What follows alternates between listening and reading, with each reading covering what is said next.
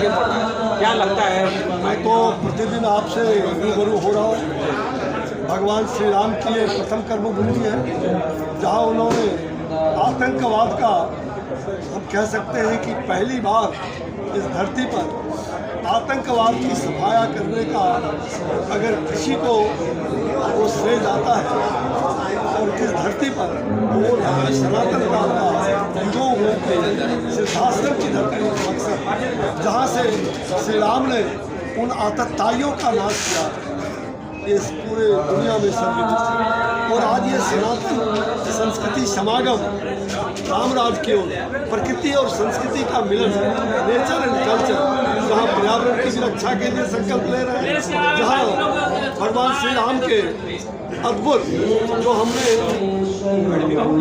राम कर्मभूमि, श्री राम कर्मभूमि न्यास तीर्थ क्षेत्र के रूप में जो न्यास बना है विगत 2 वर्षों में, उसके माध्यम से आज ये इतना विशाल विराट कार्यक्रम हो रहा है। इसमें राष्ट्रीय अंतर्राष्ट्रीय स्तर पर सारे संतों का भी और सारे ऐसे राम भक्तों का शुभागमन लगातार हो रहा है।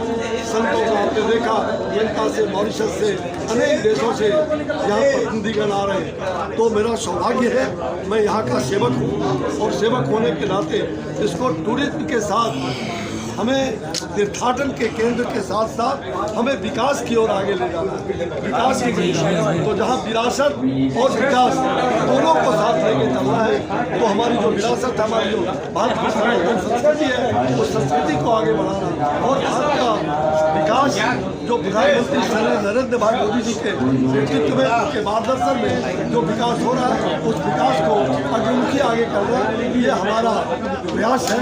और कल अभी रविशंकर प्रसाद जी महाराज जो पूर्व विधि मंत्री सांसद हमारे राज्यसभा के, वो भी आगे लगातार सारे लोग सनातन संस्कृति से आकर के और अपना आशीर्वाद संतों से ले रहे हैं और इस भूमि से आशीर्वाद ले रहे हैं। और ये दुनिया का विराटतम प्रतिभा श्री राम की प्रतिभा जो स्वामी रामभद्राचार्य जी ने हमारे उस प्रस्ताव को और उनके अंतर्वाणी से जो निकला है कि श्री राम का एक विशालतम प्रतिमा दुनिया में यहाँ लगेगी, वो प्रतिमा भी लग रहा है और उसका शीघ्र ही शुभारंभ 9 लाख रुपया उन्होंने अपने संगठन से, अपना धार्मिक संगठन से उन्होंने चित्रकूट के द्वारा वो पेश किया है।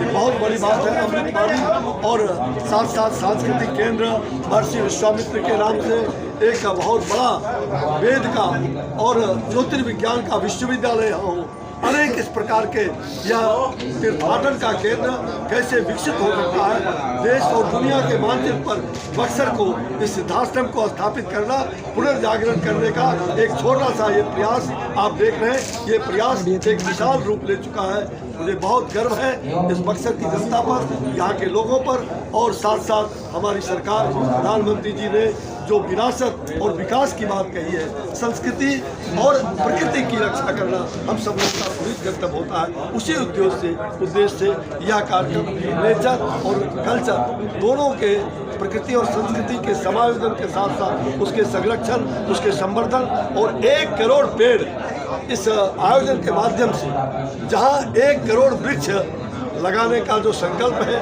वह भी लिया गया है। हम वृक्षारोपण भी काम शुरू कर दिए हैं। योग का भी शिविर हो रहा है। अनेक लगातार मानव जीवन को भगवान श्री राम के जीवन से प्रेरणा लेकर के श्री राम का जो आदर्श जीवन है, दैहिक दैविक भौतिक तापा, यह जो हमारा शुद्धतम विचार है भगवान श्री राम का, रामराज कैसा हो, लोकतंत्र कैसा हो, लोकवाणी कैसा हो, लोक कथा कैसा हो, लोक कलाकार कैसा हो, हम सांस्कृतिक माध्यम से उसको भी आगे ले जा रहे हैं। तो जहाँ एक साथ हमारा आध्यात्म है, वही संस्कृति है। तो संस्कृति और आध्यात्म जो धर्म है हमारा, पुनीत कर्तव्य है, वही हमारा धर्म है।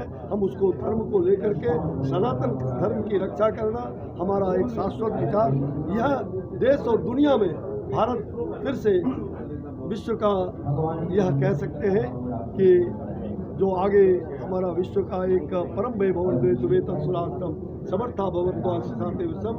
विश्व में फिर भारत अपना जगत गुरु के रूप में वह दृश्य हमें देखने को मिले, उसका शुभारंभ आदरणीय प्रधानमंत्री जी के कालखंड से शुरू हुआ है। और उनके हाथों में यहाँ का जो राम मूर्ति बनेगा, कल स्वामी राम भद्राचार्य जी ने कह दिया कि उनकी अध्यक्षता में होगा और उसके मुख्य जजमान के रूप में कह लीजिए, मुख्य जजमान अतिथि कह लीजिए, हमारे प्रधानमंत्री श्री नरेंद्र भाई मोदी जी होंगे। ये बुखार दिन से स्वामी